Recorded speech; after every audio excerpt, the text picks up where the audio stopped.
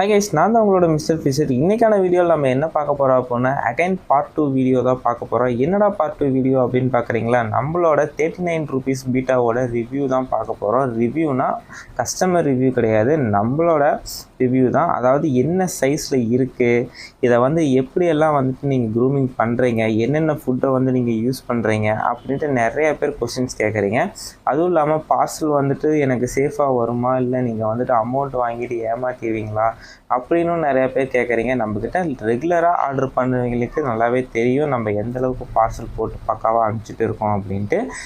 And தெரியாதவங்களுக்கும் நம்ம வந்து சொல்லிக்கிறோம், நம்ம வந்துட்டு நீங்கள் புதுசாக ஆர்டர் பண்ணுறீங்க அப்படின்னாலும் உங்கள் ஃபிஷ் வந்துட்டு சேஃபாக வந்துடும். அதுவும் இல்லாமல் உங்கள் அமௌண்ட்டும் வந்துட்டு பக்கா சேஃபோடு இருக்கும்.